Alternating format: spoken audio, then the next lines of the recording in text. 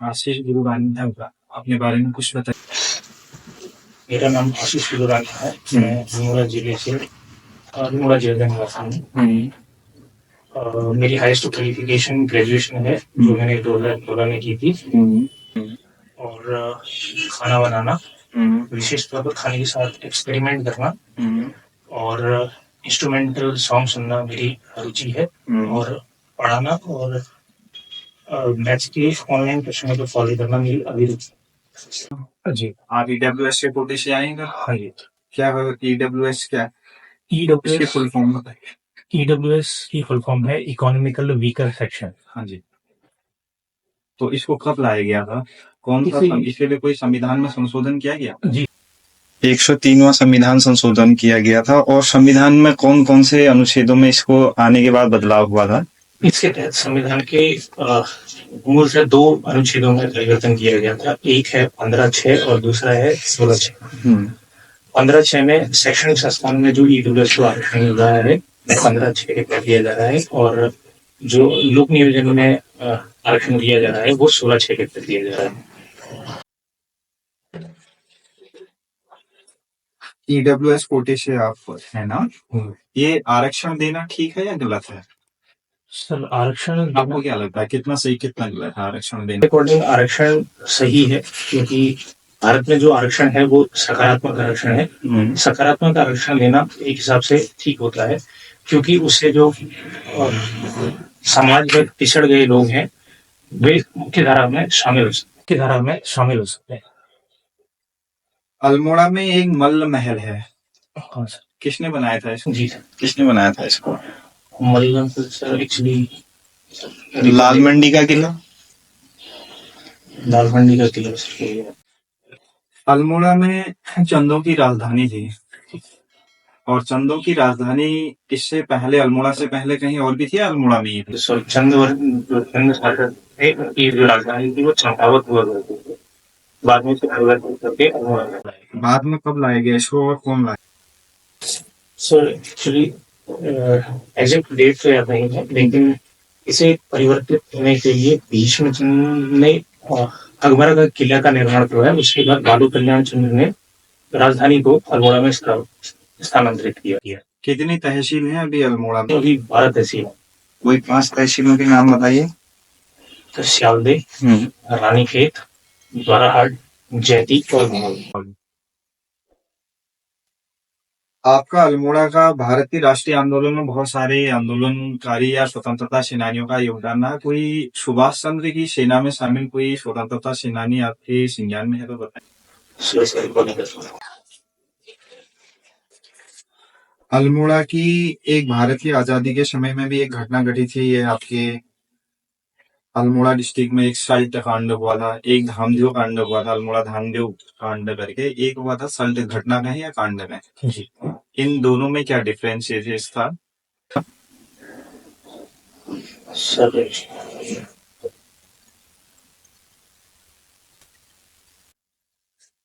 आपने ग्रेजुएशन में भौतिक गणित और भूविज्ञान से किया है ना? जी सर। एक एआई टेक्नोलॉजी, एक एआई तकनीकी है। ये क्या है एआई तकनीकी? आर्टिफिशियल इंटेलिजेंस का तात्पर्य है वे सभी तकनीकें जो मानव मस्तिष्क की भांति स्वयं कार्य करती हैं, आर्टिफिशियल इंटेलिजेंस तकनीक कहलाती है। अभी उत्तराखंड में इसका यूज किया गया था कहीं पर? सॉरी सर, इसके बारे में जानकारी नहीं। आजकल एक मिलेट मिशन चल रहा है। जी। ये क्या है मिलेट मिशन? मिलेट मिशन जो मोटे अनाज है उन्हें प्रोत्साहित करने के लिए मिलेट मिशन चलाया गया। कब चला, कब से शुरू किया गया इसको?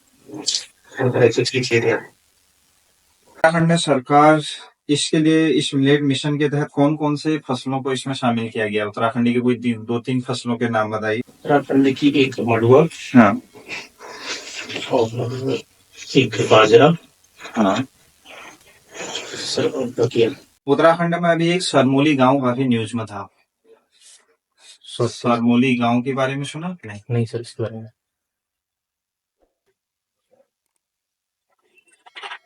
अल्मोड़ा में आपने एक जगह सुना होगा भिकियासैंड। जी सुना है विक्यासंड के बारे में? कौन सी नदी के किनारे है?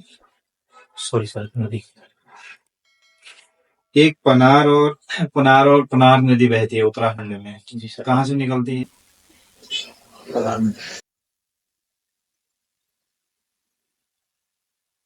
उत्तराखंड के कोई ऐसे 2-3 लोगों का नाम बताइए जिसका राज्य आंदोलन में महत्वपूर्ण भूमिका रही है।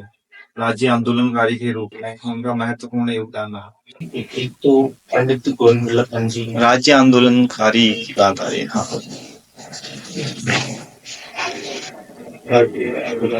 भारत की स्वतंत्रता के बाद जिन्होंने अलग राज्य की मांग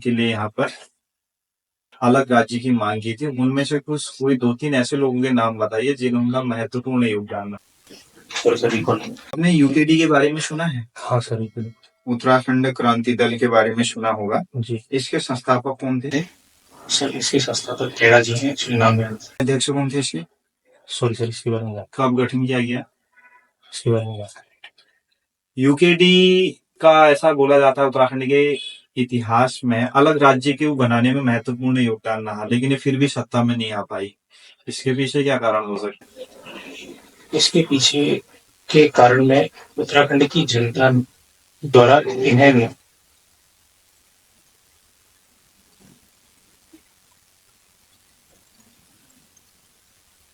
राष्ट्रीय दलों का प्रभुत्व कैसे हो सकता है कि भाई यूकेडी को नकारने? जहां तक मैं सोच पा रहा हूँ, जैसे जो राष्ट्रीय दल है उन्हें बहुत सारी फैसिलिटी चुनाव प्रचार के लिए दी जाती है। उत्तराखंड क्रांति दल क्षेत्रीय दल था, तो वो अपना प्रचार दूरस्थ गांव में, ग्रामीण क्षेत्रों में नहीं कर पाएगा। इसलिए राष्ट्रीय चुनाव और क्षेत्रीय चुनाव में तो अंतर होता है ना। जी ये तो राज्य के चुनाव और राष्ट्रीय चुनाव तो अलग, इनके मुद्दे ही अलग होते हैं। जी। तो इसमें राष्ट्रीय चुनाव कैसे हल हो गया? राष्ट्रीय चुनाव नहीं, राष्ट्रीय जो पार्टी मतलब राष्ट्रीय दल कैसे इसमें हावी हुए? क्योंकि उनके पास रिसोर्सेज ज्यादा थे, तो वो जनता के दिलों में ज्यादा राज करने में सक्षम होगा, इसलिए वो जीत पाए। आपने सुना होगा उत्तराखंड में एक लैंडस्लाइड की बड़ी समस्या आती है। जी। लैंडस्लाइड को दूर कैसे किया जा सकता है यहाँ? लैंडस्लाइड को दूर करने के लिए नीचे से दीवार बनाकर एक टेक्निक का प्रयोग किया जा सकता है। कौन सी तकनीकी होती है? रिटेनिंग वॉल कहा जाता है। रिटेनिंग वॉल लगा के हम जो है यहाँ पे भी ये भूस्खलन वाले क्षेत्र है उन्हें चिन्हित करके नीचे से रिटेनिंग वॉल लगाकर या जाली द्वारा भी उन्हें रोककर। ये कहाँ पर किया जा रहा है? वर्तमान में कहीं किया जा रहा है उत्तराखंड में? वर्तमान में बहुत सारी नदियों के किनारे ये जैसे जाली लगाकर कोला नदी में ही इनको ये देखने को मिल जाता है। मुख्यमंत्री खिलाड़ी प्रोत्साहन योजना क्या है? ये उत्तराखंड के खिलाड़ियों के प्रदर्शन को बेहतर बनाने के लिए, ताकि आने वाले राष्ट्रीय खेलों में उत्तराखंड के खिलाड़ियों का या अंतर्राष्ट्रीय खेलों में उत्तराखंड के खिलाड़ियों का अच्छा योगदान रह सके या प्रदर्शन उनका अच्छा हो सके, उसके लिए उत्तराखंड खिलाड़ी प्रोत्साहन योजना कब शुरू की गई थी? सोशल एग्जीक्यूटिव डेट है। इसके लिए खिलाड़ियों को क्या देने की बात चल रही है? इसके लिए कुछ खिलाड़ियों को मानदेय देने की बात हो रही है। जैसे मानदेय में इन्हें कुछ धनराशि प्रदान की जाएगी। सर वो एग्जैक्टली याद नहीं है कि वो धनराशि कितनी होगी वैसे ना? खुश है सर। आपने कहा मेरी जो हॉबी है, आपको जो पसंद है, क्या क्या बताया आपने? एक तो पढ़ाना, जी, एक पढ़ाना, एक इंस्ट्रूमेंटल गाने सुनना और एक खाना बनाना। एक खाना बनाना। आप थोड़ी देर से पढ़ाते हैं। हाँ जी। एक व्यक्ति है बोधायन, हाँ बोधायन के बारे में बताइए। सॉरी सर, इसके बारे में बात कर रहा हूँ।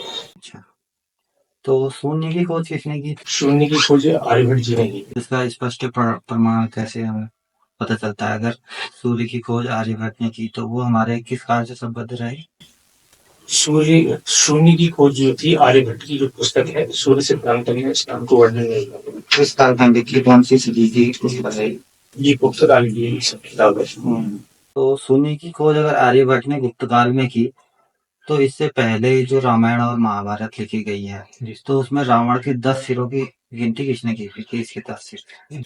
जी सर, एक्चुअल में हमारे पास जो था शून्य नहीं था, लेकिन संस्कृत में हमारे पास गिनती थी। वहाँ पे 10 के लिए दशम प्रयोग किया जाता था और 100 के लिए शत और 1000 के लिए सहस्र प्रयोग किया जाता था। उनका रिटर्न फॉर्म नहीं था, लेकिन उनकी लिपि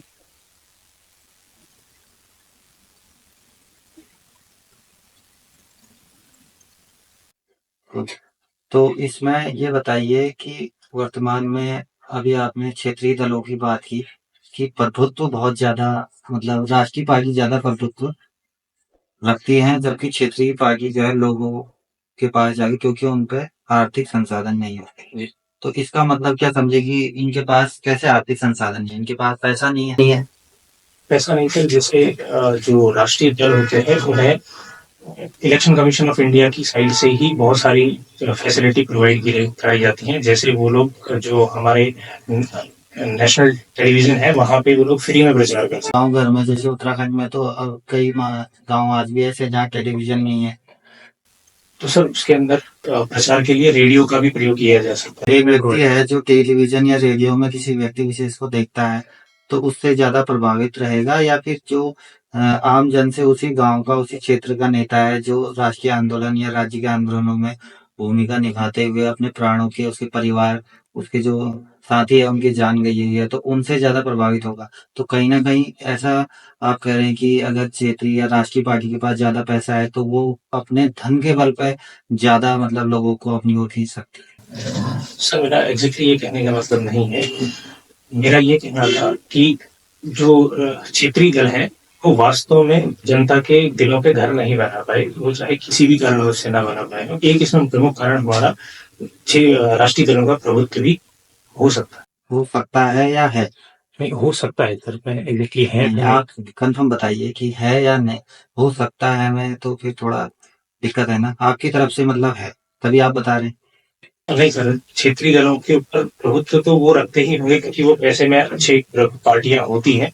इसका मतलब इसका कोई स्पष्ट आधार आपके पास नहीं है, ये आपकी कल्पना है। हाँ सर, ये है जनरिकल। स्थानीय स्वशासन के बारे में आपने सुना होगा, लोकल, जो आज के समय में पंचायत और ये बहुत सारी चीजें होगी। तो इतिहास में बताइए कि किस राजवंश में स्थानीय स्वशासन के आधार पर शासन किया जाता था।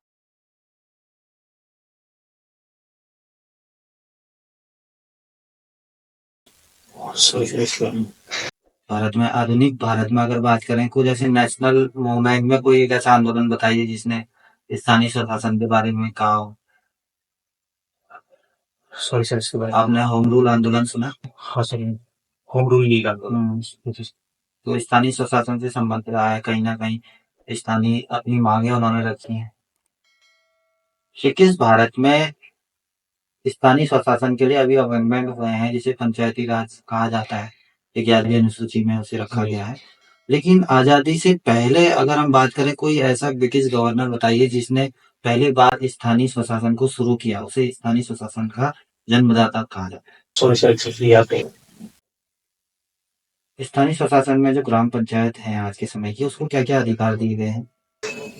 स्थानीय स्वशासन के लिए अनुसूची 11 में 29 विषयों का उल्लेख है जो ग्राम सभा से संबंधित है। जैसे इसमें अगर गांव के सफाई के लिए अगर वो लोग टैक्स लगाना चाहें तो वो अपने गांव पे टैक्स लगा सकते हैं। इसी प्रकार के कुछ गांव से विशेष गांव से बने जो मामले हैं, ये सभी अधिकार उन्हें दिए गए। किसी विशेष क्षेत्र में रहने वाली जनसंख्या या कहीं की एक क्षेत्र है, उसे हम नगर कहते हैं जी। तो आपके अनुसार नगर की परिभाषा क्या होगी? आप कैसे कहेंगे कि ये नगर को मुख्य रूप से परिभाषित किया जाता है वहाँ पे जो कार्य करने वाली आबादी है वो कृषि क्षेत्र से जुड़ी है या कृषि क्षेत्र से नहीं जुड़ी है। अगर किसी क्षेत्र की कार्य करने वाली आबादी 75% आबादी गैर कृषि क्षेत्र का कार्य कर रही है तो वो नगर है। तो ये बताइए, भारत में नगरीकरण की शुरुआत कब से मानी जाती है? में नगरीकरण की शुरुआत सिंधु घाटी सभ्यता से मानी जाती है। उसके बाद जो द्वितीय नगरीकरण है उसके बारे में बताइए।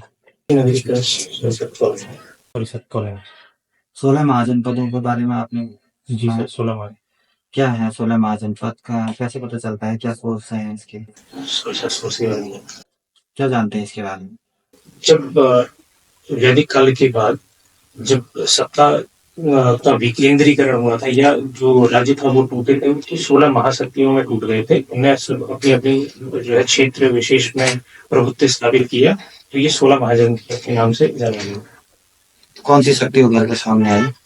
जैसे मगध है, अंगद है, इस प्रकार से 16।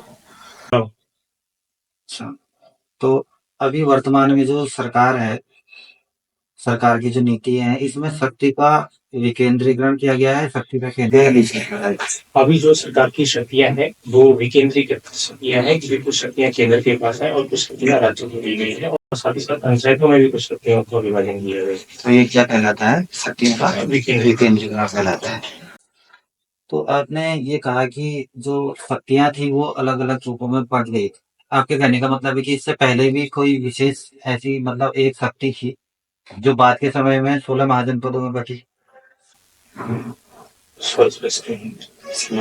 तो इससे पहले अगर राजतंत्रात्मक शासन प्रणाली नहीं थी, मोनार्ची सिस्टम नहीं था, तो जो ऋग्वेदिक कालीन जो समाज था वो कैसे रेगुलेट? ऋग्वेदिक काल में जो था राजा तो हुआ करता था, लेकिन वो इतना शक्तिशाली नहीं हुआ करता था, क्योंकि उसके पास टैक्स के जो है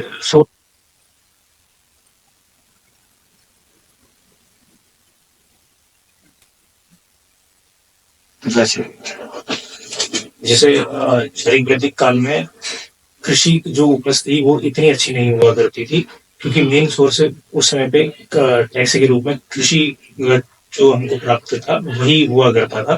तो राजा के पास पावर नहीं थी, राजा हुआ करता था लेकिन वो उतना शक्तिशाली नहीं हुआ करता था, जैसा कि बाद में देखा गया। बाद में कब देखा गया, कब सबसे ज्यादा शक्तिशाली हुआ? उत्तर वैदिक काल के बाद जैसे जैसे हमारे पास मुगल साम्राज्य आता है, तो उत्तर वैदिक काल के बाद सीधा मुगल साम्राज्य कैसे हुआ? मगध साम्राज्य है। मगध में मगध था शक्तिशाली, जिसमें हमको अशोक द ग्रेट देखने को मिलते हैं। तो माना जाता है कि उनका साम्राज्य भारत में अभी तक सर्वाधिक। अशोक को द ग्रेट क्यों लगाया आपने अशोक के नाम के साथ? सर क्योंकि जो उनके काम थे वो अच्छे थे, इसीलिए उनको जो है इतिहास में कैसे अच्छे काम? मतलब उन्हें एक तो भारत को यूनाइट करने का काम किया था, और जो अशोक का धर्म था यूनाइट करने का काम कैसे किया उन्होंने? तो विभिन्न युद्ध लड़े और अपने साम्राज्य का विस्तार किया। तो साम्राज्य का विस्तार करके ही वो तो अगर शायद मैं भी अगर वहां पर राजा होता, मेरी भी ये लालसा होती कि मैं पूरा ऑक्यूपाई कर लूं मैं भी अपना, तो मैं महान कैसे हो जाऊं? नहीं सर, युद्ध के बाद जो उनने जो अशोक का धर्म है वो चीजें हमें देखने को मिलती हैं जो उन्हें महान बनाती है। कौन सा युद्ध लड़ा उन्होंने? किस युद्ध के बाद उन्हें महान कहा? क्या उनके साथ ऐसी घटना घटी कुछ उसके बारे में? सॉरी, रिकॉल नहीं कर पा रहा। चलिए कोई ठीक है सर। आपने कहा मैं बीपीओ में जॉब करता था ना, जी। तो बीपीओ क्या होता है? बीपीओ है बिजनेस प्रोसेस आउटसोर्सिंग। इसमें क्या काम होता है? सर एक्चुअल में जो है किसी भी बिजनेस को रन करने के लिए एक्सपर्ट जो है कंपनी के पास नहीं होते हैं, तो वो बाहर से एक्सपर्ट हायर करते हैं, जिनको कंपनी जो है काम सिखा के एक्सपर्ट बनाती है, तो वो उनके बिहाफ पे काम कर रहे होते हैं। वो होता है बिजनेस प्रोसेस आउटसोर्सिंग। ठीक है। अब जैसे आपने अभी अशोक धम्म के बारे में बोल रहे थे ना, अशोक की धम्म नीति थी क्या? अशोक का धर्म नीति धर्म असल में जो अशोक का धर्म था वो संविधान था, एक प्रकार से लिखित रूप से कि लोगों को क्या करना चाहिए क्या नहीं करना चाहिए, इस प्रकार की बातें उसमें उल्लेखित। क्या ये सक्सेसफुल थी या नॉट सक्सेसफुल थी? सर मेरे अकॉर्डिंग ये सक्सेसफुल। कोई डिबेटिंग मतलब ये बातें लगा आपको? जैसे उसपे लिखा हुआ था कि पशु बलि नहीं करनी चाहिए, तो ये एक प्रकार से हमें प्रेरित करता है कि हमें जो है पशुओं की हत्या नहीं करनी चाहिए, इस प्रकार।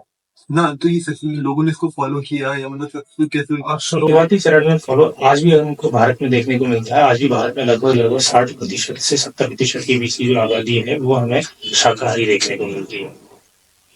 तो हम ये नहीं कह सकते हैं कि ये जो है तब से ही अनसक्सेसफुल रहा था। आज भी हम लोगों को ये देखने को मिलता है कि भारत में बहुत सारे लोग हैं जो आज भी शाकाहारी। और मतलब जो आपकी धर्म पॉलिसी वो आजकल अभी तक फॉलो हो रही है नहीं हो रही है? अभी पूर्ण रूप से फॉलो हो रही है तो ऐसा तो नहीं था। अभी ये आपने वाडिया इंस्टीट्यूट ऑफ जियोलॉजी सुना है? जी सर। तो ये कहाँ है? ये देहरादून में। ये इसका कार्य क्या होता है? सर ये एक इंस्टीट्यूट है जो बेसिकली काम करता है रिमोट सेंसिंग के ऊपर। रिमोट सेंसिंग तो भूकंप का पता करने के लिए। खाली भूकंप? अभी हाल ही में उत्तराखंड में राष्ट्रीय गेम्स हुए थे, नहीं सॉरी नेशनल गेम्स हुए थे, वो कहाँ हुए थे? नेशनल गेम्स अभी हाल ही में गोवा में। और कौन से नंबर के गेम्स थे? ये 37। और अब कहाँ होंगे? अभी 38 नंबर के उत्तराखंड में होने वाली। ठीक हो गया। जो 37 नंबर की गेम गोवा में होते हैं उसमें उत्तराखंड कितने लड़े? तो टोटल 7 मेडल थे, जिसमें से 2 गोल्ड इतने टोटल। ठीक हो गया। ये आपने जो ये ईडब्ल्यू सर्टिफिकेट बोला ना आपने, उसका क्राइटेरिया क्या है? ईडब्ल्यू सर्टिफिकेट का क्राइटेरिया है कि 5 एकड़ कृषिगत जमीन 5 एकड़ से ज्यादा नहीं होनी चाहिए और जो वार्षिक आय है वो 8 लाख से ज्यादा नहीं होनी चाहिए। ठीक है। तो 2 ही है। और बस का जो सबसे पहला कैपिटल था वो कहाँ है? कोई फेवरेट, हमने कोई फेवरेट सब्जेक्ट बताइए आप लोग, कोई अपने फेवरेट सब्जेक्ट बताइए, कोई 3 बताइए। वो पहला फेवरेट पॉलिटी, तीसरा फेवरेट सब्जेक्ट है मेरा इकोनॉमी। इकोनॉमी में जीडीपी और जीएनपी क्या होता है? जीडीपी है ग्रॉस डोमेस्टिक प्रोडक्ट और जीएनपी है ग्रॉस नेशनल प्रोडक्ट। जीडीपी का मतलब होता है एक वित्तीय वर्ष के दौरान राष्ट्र के द्वारा कुल उत्पादित वस्तुओं का अंतिम मूल्य जीडीपी कहलाता है। और जीएनपी में हम लोग केवल और केवल इसमें से अगर हम मूल्य ह्रास को माइनस कर दें तो हमारे पास जीएनपी प्राप्त हुआ है। एचडीआई में अभी इंडिया की रैंक कितनी है लेटेस्ट करंट?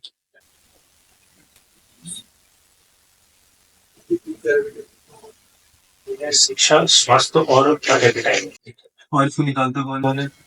इसे यूएनडीपी वगैरह।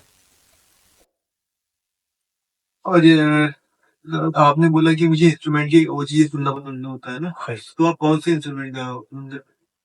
मैं जो है एक यूट्यूब में तबला गाई करके एक चैनल है जो वहाँ पे बहुत सारे गानों के सॉन्ग्स को तबले में प्ले करके बजाता है, तो मैं बेसिकली उससे सुनूं। आपने बोला कि आपका पॉलिटी, इकोनॉमी और मैथ्स में इंटरेस्ट है, तो फिर आपने ग्रेजुएशन में भौतिक और ये भूविज्ञान क्यों चूज किया? सर एक्चुअल में जब मैंने ये वो किया था, ये मेरे अभी के वर्तमान के इंटरेस्ट है। ग्रेजुएशन में जब मैंने ये सब्जेक्ट लिए थे तो ये इनके मेरे पेरेंट्स ने ये कहा था, क्योंकि 12th जो है मैंने फिजिक्स, केमिस्ट्री, मैथ्स से की हुई थी, तो जो है पेरेंट्स के दबाव में या सामाजिक दबाव में मैंने जो ये सब्जेक्ट चुने हुए थे ये हो सके। तो कल के दिन आप अगर सिस्टम में आते हैं तो आपके ऊपर तो बहुत सारा दबाव होगा, तो फिर आपका इंटरेस्ट कहीं और तो नहीं? नहीं सर, वो बचपन की बात है। बचपन की बात है, ग्रेजुएशन आप कर रहे हैं तो बचपन की बात कैसे हो सकती है? नहीं सर, क्योंकि 12th पास करने के बाद तो व्यक्ति बचपन का तो नहीं रहेगा ना। मैं तो ग्रेजुएशन के सब्जेक्ट बोला कि आपने भौतिकी, गणित और विज्ञान। 12th पास करने के बाद बच्चे के ऊपर बहुत सारा प्रेशर रहता है। एक तो आईआईटी, क्योंकि साइंस साइड से किया हुआ था, आईआईटी करो या कुछ और चीजें करो, तो फाइनली अल्टीमेटली ये बहुत सारा दबाव रहता है। अगर उसके वर्तमान में आपका पॉलिटी में बहुत ज्यादा इंटरेस्ट है, कहीं ऐसा तो नहीं कल के दिन यहाँ से क्विट करके आप जॉब फिर राजनेता बनना चाहेंगे? नहीं सर, नहीं। हमारे देश को कोई 2-3 राजनेताओं के नाम बताइए जिन्होंने रिवॉल्यूशनरी काम किया पॉलिटी के क्षेत्र में। एक तो इंदिरा गांधी जी को मैं उस पर रखना चाहूंगा, हाँ, और दूसरा अटल बिहारी वाजपेयी जी को, और तीसरा नरसिम्हा राव जी। वर्तमान में आपको इंदिरा गांधी की कौन सी पॉलिसी आज जो रिलीवेंस है, कोई एक पॉलिसी बताइए इंदिरा गांधी के समय की। सर इंदिरा गांधी की एक पॉलिसी थी जो सही से इम्प्लीमेंट नहीं हो पाई। मुझे लगता है अगर वो इम्प्लीमेंट जो रिलीवेंट है वो बताएं, जो इम्प्लीमेंट हो चुकी है अच्छे से, रिलीवेंट जो अभी वर्तमान में प्रासंगिक है। इसके बारे में इंदिरा गांधी ने अपने समय में एक राष्ट्र के ऊपर आपात लगाया था, राष्ट्रीय आपात। आप किस पॉइंट ऑफ व्यू से देखते हैं उसको, सही था या गलत? उस राष्ट्रीय आपात को मैं जो है नकारात्मक रूप से देखता हूँ। क्यों? क्योंकि उस समय पे बहुत सारे राजनेताओं को जेल में बंद कर दिया गया। बंद करने का पीछे कोई न कोई वजह तो होगी। क्या वजह थी बंद करने की? जैसा कि नेशनल इमरजेंसी लगाने के लिए एक आंतरिक अशांति के आधार पे जो है उन्हें कैद किया गया था। और ये कहा भी जाता है, या कहा क्या माना ये है कि 44वें संविधान संशोधन में आते ही पहले ही ये जो है वर्ड चेक किया गया, आंतरिक अशांति को सशस्त्र विद्रोह से परिवर्तित किया। अच्छा, आपने बताया कि इसमें बहुत सारे नेता, कोई 2 नेताओं के नाम बताइए। एक जिनको बंद किया गया। जी, एक तो जेपी नारायण जी हैं, ये कहाँ से चुनाव जीत के आए थे? और दूसरे दूसरे एक हुकुम देव जी हैं, ये कहाँ से थे? ये बिहार से हैं। बिहार से। अभी ये हुकुम देव जी हैं सत्ता? नहीं, अभी सत्ता में अभी ये मतलब चुन के नहीं आए? नहीं। इस डायरेक्ट। एक चीज, आप पॉलिटी में आप भारतीय संविधान की प्रस्तावना के बारे में बताइए। प्रस्तावना क्या है भारतीय संविधान? भारतीय संविधान की प्रस्तावना जो है भारतीय संविधान का आमुख है। ये प्रस्तावना बताना है आपको, उसकी लैंग्वेज क्या है? जी, हम भारत के लोग भारत को एक संपूर्ण प्रभुत्व संपन्न समाजवादी पंथनिरपेक्ष लोकतंत्रात्मक गणराज्य बनाने के लिए तथा उसके समस्त नागरिकों को सामाजिक आर्थिक राजनीतिक न्याय इसमें एक संपूर्ण प्रभुत्व संपन्न शब्द आया है, इसका मतलब क्या है? संपूर्ण प्रभुत्व संपन्न का मतलब क्या है कि भारत अपने निर्णय लेने के लिए स्वतंत्र है। कौन से निर्णय? आंतरिक हो चाहे बाह्य। आंतरिक क्षेत्र में कौन से निर्णय, कोई एग्जाम्पल के माध्यम से समझाएंगे? जैसे अभी जो है वर्तमान में भारत सरकार ने 370 को जो धारा आर्टिकल 370 था उसके प्रावधान थे उनमें परिवर्तन कर दिया। ये भारत का आंतरिक मामला है कि भारत इसमें कुछ भी कर सकता है, इसमें किसी भी अंतर्राष्ट्रीय दबाव को भारत को नहीं पड़ेगा। 370 हटाना सही था या गलत था वर्तमान में? जी सर, ये जो है वर्तमान में इसे हटाना बिल्कुल मुझे प्रासंगिक लगता है, जिसे अभी हाल ही में सुप्रीम कोर्ट ने भी सही ठहराया। सुप्रीम कोर्ट हमारे संविधान में कौन से अनुच्छेद से कौन से अनुच्छेद तक है? सुप्रीम कोर्ट अनुच्छेद 124 से लेके अनुच्छेद 147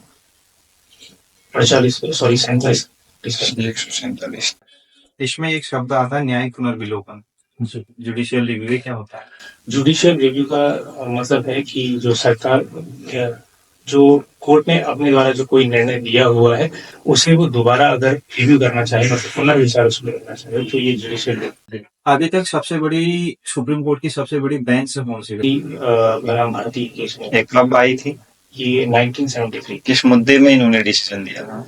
सर, इसमें जो है बेसिक स्ट्रक्चर को सुप्रीम कोर्ट ने बताया था कि आप संविधान में किसी भी उसमें परिवर्तित कर सकते हैं, लेकिन उसका बेसिक स्ट्रक्चर परिवर्तित नहीं है। बेसिक स्ट्रक्चर क्या है? बेसिक स्ट्रक्चर का अर्थ है जो संविधान बनाने वालों की मूल भावना है उसे बेसिक स्ट्रक्चर कहा गया, जिसे सुप्रीम कोर्ट ने कोई बेसिक स्ट्रक्चर के कोई पॉइंट बताइए, क्या कौन किसे किसे हम शामिल कर सकते हैं basic structure? Election commission of India है, भारत निर्वाचन आयोग है, और राष्ट्रपति का पद है।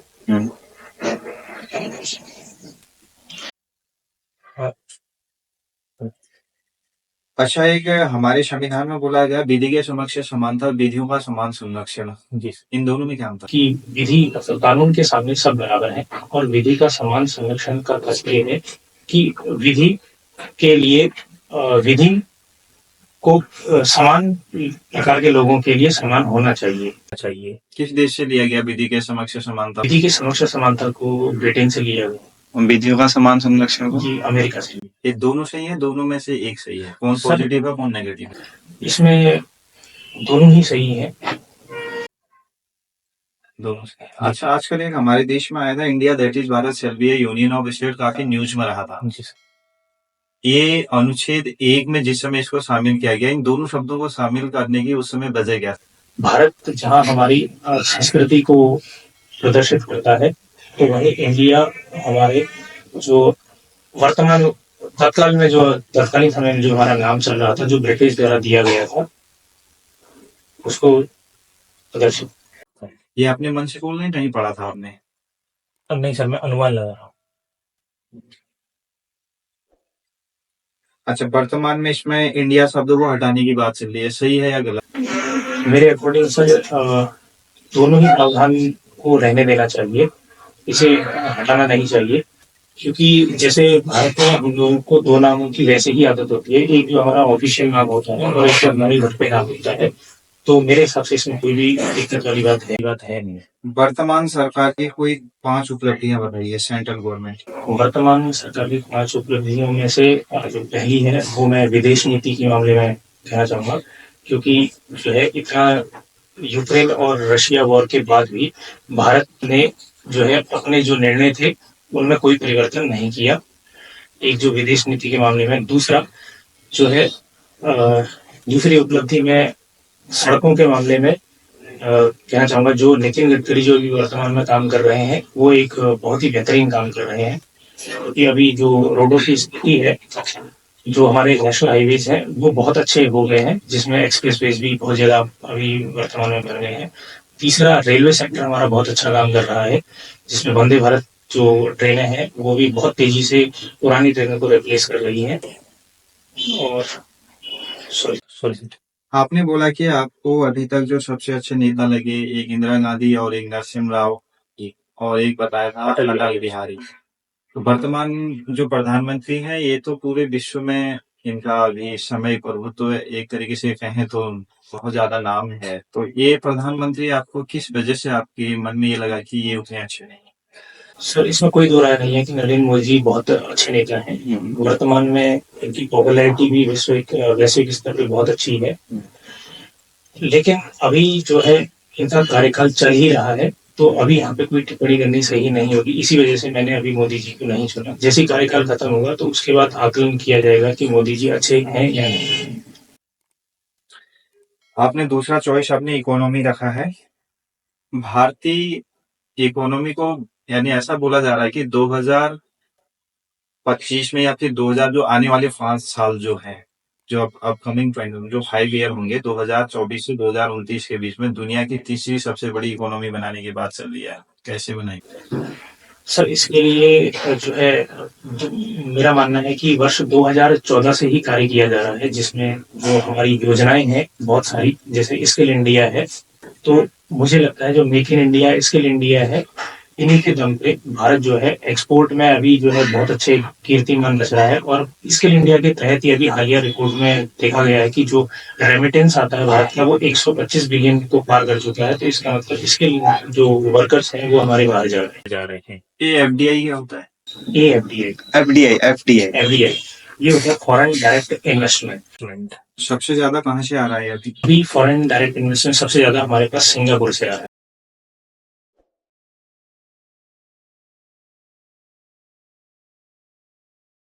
पिछली बार भी तुलना में इस बार आपने काफ़ी अच्छा किया है। एक तो आप फूडी पॉइंट आ गए, ये सबसे पॉजिटिव है। और दूसरी बात जो है कॉन्फिडेंस आपका अच्छा है, एथिकल चीज़ें आपके अंदर ठीक है, मौलिकता जिसे बोलते हैं। थोड़ा ड्रेस में आपको सही करनी पड़ेगी। वो तो अभी तो क्या नहीं पहन के आते तो पता तो चलता ना ड्रेस कोड आपका कि आप किस पोजीशन में वहाँ पर। यहाँ ऐसा मान के चलिए यहाँ पास सर एक्चुअली मेरे को टाइम नहीं मिल पाई है, दिक्कत मेरे साथ ये आ रही है। आपको खरीदना पड़ेगा। अब मैं वो तो खरीदने के लिए मैं पूरी मार्केट घूम गया, मेरे को मिलने, मैंने ऑनलाइन ऑर्डर कर रखी है, वो अब आएगी तो मैं तब उसके आपको उसको एक बार अच्छे से उसमें अपना एक ड्रेस कोड बना लेना है ना। जी ड्रेस कोड का ध्यान रखें, वो अपना ड्रेस जो भी आप सेट करते हैं उसको अच्छे से कर लेना ताकि लगना चाहिए। बाकी पूरी पॉइंट ठीक है और कॉन्फिडेंस अच्छा है, क्वालिटी इकोनॉमी में नॉलेज ठीक है। आपने जो यहाँ पर बताया ड्रेस आपका थोड़ा इसमें ध्यान रखना। दूसरा, उत्तराखंड के मामले में आप बहुत फंस रहे हैं, क्योंकि आपका उत्तराखंड का ही इंटरव्यू यहाँ पर होना है। उत्तराखंड को एक बार अच्छे से, अल्मोड़ा डिस्ट्रिक्ट को आपको अच्छे से देख लेना है। थोड़ा उसका हिस्टोरिकल, थोड़ा आपका हिस्टोरिकल के साथ साथ इकोनॉमिकल, ये सारी चीज़ें आपको एक बार देखनी है, क्योंकि यहाँ से और करंट के मुद्दों में भी थोड़ा थोड़ा ध्यान रखना है।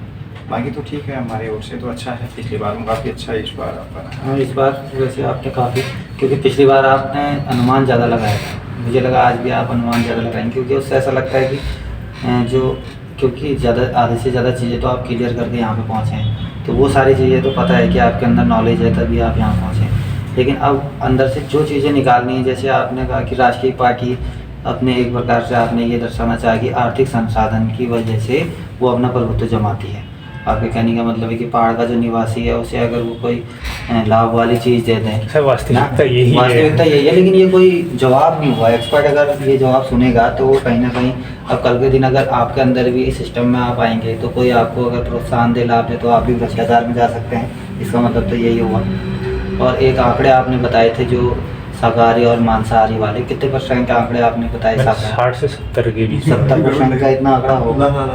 ये आपने देखा 70% सर, अभी देखा था मैंने कुछ ये तो संभव नहीं है कि 70% लोग पूरे भारत की आबादी के शाकाहारी हो। फिर भी आप अगर सही आंकड़ा तो वो ठीक है, लेकिन अपने अंदाजे से इतना ऐसा आंकड़ा नहीं कि 70% कहीं मेरे को जो है पड़ा हुआ जैसा लग रहा था, तो मैंने 60 से 70 बोल लिया था इसी वजह से, ताकि अगर 20 की रेंज में भी हो जाए। क्योंकि एक उसका पॉजिटिव वो भी हो सकता है कि अगर सभी लोग राशन अनाज मैं बीच में जब ना मैं वो मछली प्रोडक्शन वाला पढ़ रहा था तो मैंने कहीं पढ़ा हुआ था कि क्या कहते हैं जो भारत है वो मछली का ज़्यादा प्रोडक्शन इसलिए भी नहीं करता है क्योंकि यहाँ की आबादी जो है वो है शाकाहारी है, तो वहाँ पे कहीं पे मैंने डाटा देखा हुआ था।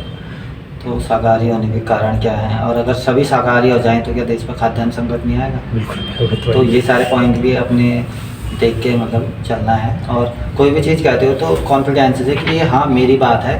अगर आप कंफ्यूज भी हैं तो कह दीजिए कि सर मैं ये याद कर पा रहा हूँ या मुझे ये याद आ रहा है, ये नहीं कि ऐसा हो सकता है। अब हो सकता है अगर बार बार होगा तो उसमें ये लगता है कि ये तो सब मतलब होने को तो कुछ भी हो सकता है। और एक इंडिया और भारत वाले शब्द में आप बहुत, ये आपसे अगर पॉलिटी इंटरेस्ट है तो इसको आप एक बार अच्छे से पढ़ना। जो आप बता रहे हैं अनुमान लगा के वो बहुत एकदम अलग बता रहे हैं ना। इसको आपका अगर आप देखेंगे सुभाष कश्यप की एक किताब आती है भारत का संविधान, हाँ उसमें बहुत अच्छा से इसको स्पष्ट किया, आप उसका रेफरेंस भी ले सकते हैं। सुभाष कश्यप में इस बात को स्पष्ट लिखा है कि क्यों भारत को रखा गया, क्यों इंडिया को रखा गया, वर्तमान में क्या डिस्प्यूट है, क्या होना चाहिए, फिर इस पर सोचना है। ठीक है, इसको देखा क्योंकि ये जिस समय देश आज़ाद हुआ उस समय की बात है इंडिया और भारत। हाँ। लेकिन आज देश क्या हो गया, बहुत आगे निकल चुका है। 75 ईयर तो इसको आज तो आज़ादी- गवर्नमेंट वो संस्कृति की उससे प्रमोट कर रही है भारत को। हाँ, संस्कृति की ओर क्योंकि से वो आपको अभी ये भी कहा था ना, देना है पंच कि- महाप्राण वाला था ना हाँ, जो तो वो। आपको ये भी देना है कि भारत बना दिया जाए तो इसके फायदे क्या होंगे, और एक देखना कि भारत और इंडिया आया वैसे। सुभाष कश्यप ध्यान रख लेना, फर्स्ट पार्ट में ही उसका ये है, ठीक है देख। वहाँ पर अच्छा है। इसको बाकी ठीक है, आपका इस बार काफी अच्छा अच्छा था है। आपका। अगली बार जो है आप ड्रेस कोड का ध्यान रखना। All the best of luck. Sarvodaya IAS आपके उज्जवल भविष्य की कामना करता है। अच्छे से इंटरव्यू देना है ना, बाकी सब ठीक है, कोई दिक्कत नहीं है, अच्छा इंटरव्यू दे रहे हैं। ऑल द बेस्ट है ना।